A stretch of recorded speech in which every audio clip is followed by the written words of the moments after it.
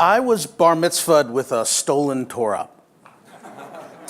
Burned into my 13-year-old brain is the memory of driving to this posh Beverly Hills temple where we were former congregants. My father and his friend driving the car and running out with the trunk open and the engine running in, grabbing a Torah, throwing it into the trunk and taking off. I tell that story because it taught me a lesson then about bending the rules. And I think that that has actually served me and this company that I run very well. And let's talk a little bit about this company.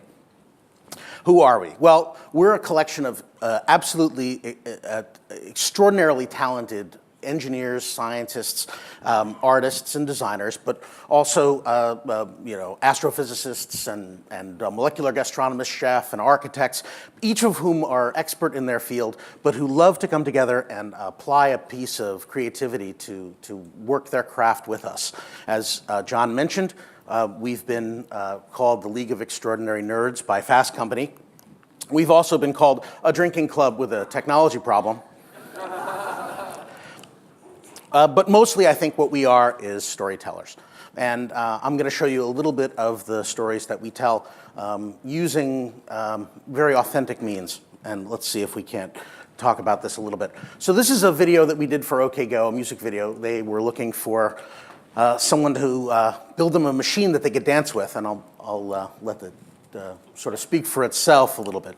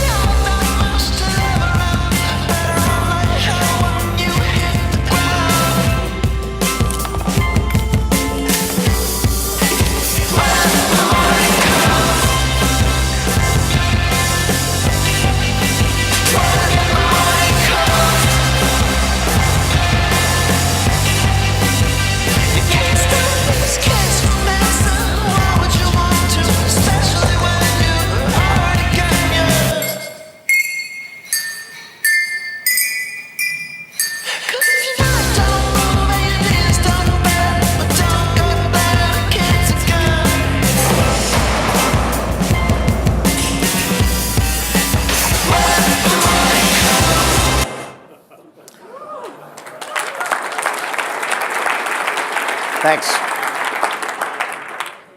So, we're often asked to do things for brands. They come to us looking for us to take this sort of science-y focus, this very authentic approach, and use it to sort of tell stories about brands. And once we were asked to do a project for Die Hard Battery to show how strong these car batteries are, how tough they are. And you can see here, actually, our first question was, well, will it take a bullet? And as you can see, there's actually a bullet mid-flight here in this image, and this is the result. And in fact, that car battery actually did start a car. I promise it did. It was really quite impressive. As part of this project also, though, we built an organ made out of automobiles, 24 cars without batteries out on the desert. I'll let the video of this one sort of speak for itself here, too.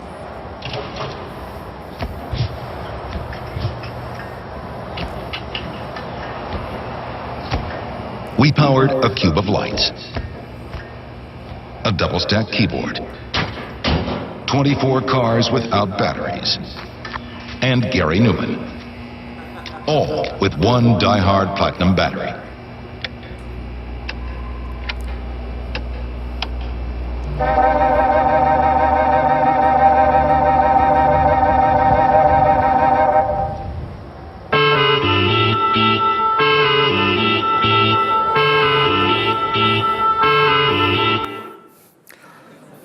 So this song is all familiar to you all, playing Cars on Cars. That was really fun, except, of course, that when we were breaking down, we discovered that one of our guys had locked the keys in one of the cars. So, in any case, one of the projects we did was for Chevy. They were launching their new Sonic, and they wanted to know what we could do to sort of help them launch this. And so we had this idea of putting the car on top of a 100-foot tower and actually launching it off the thing. And we in fact did it with the help of the internet. We got 2.5 million clicks in about 10 hours, people clicking here to push the car off the edge, and this was the result. In clicks, this happened.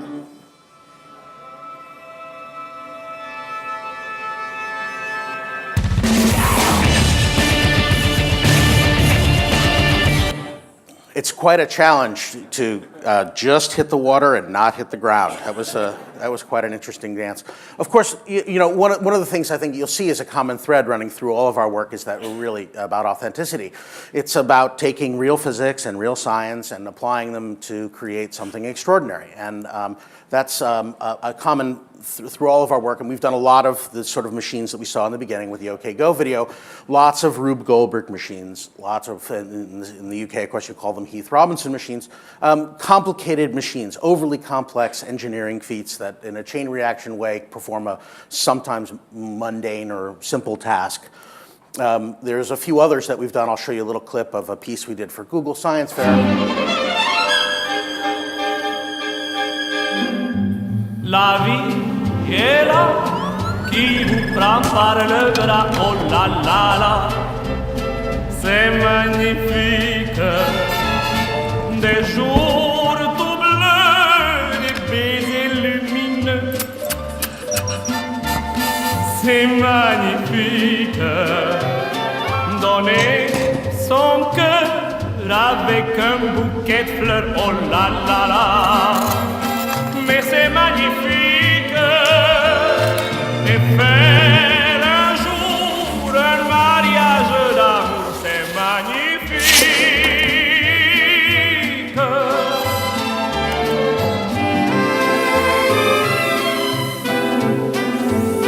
Oh là là là, c'est magnifique avoir de cœur pour faire un seul bonheur. Oh là là là, mais c'est magnifique, s'aimer d'amour à Paris pour toujours, c'est magnifique.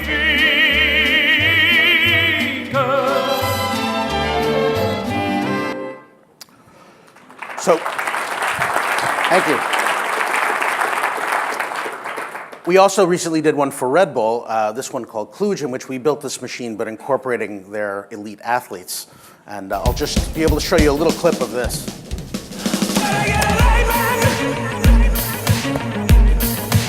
For all the bling and the playing, I just struggle to be gracious. Now we can taste it, we can taste it.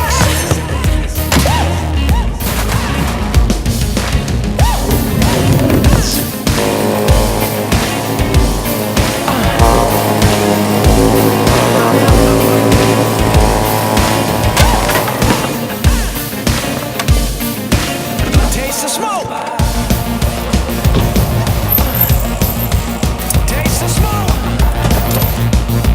This is a 3-inch pipe he's about to ride over here. So you can see that's requires a little bit of skill.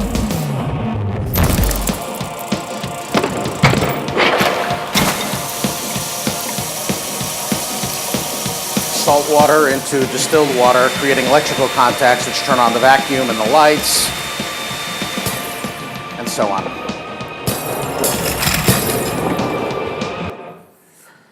Sorry, I couldn't show more of that, unfortunately. So, of course, at the core of all of these things is science, technology, engineering, and math. And we're, of course, all big believers in education in these fields because, of course, that's where we all come from. But we believe that there's something missing here as well, and that's the creative spark. It's the A in STEM that should make it STEAM, the A for art. And we think that that technology and science and engineering and maths, without the addition of a creative spark, is lacking something. that you need that creative instinct in much the same way that Jack and Naomi approached their fields, that they had a moment where they had a burst of inspiration, a creative moment, a desire to change the world, and they did it in this way by applying that creative thought and using the fundamentals of science and technology to achieve it. We believe that technology and creativity equals art and innovation. And I will say at the end that the Torah, by the way, got returned, but I am forever left, of course, with the memory and the lesson learned that sometimes you have to bend the rules. Thank you.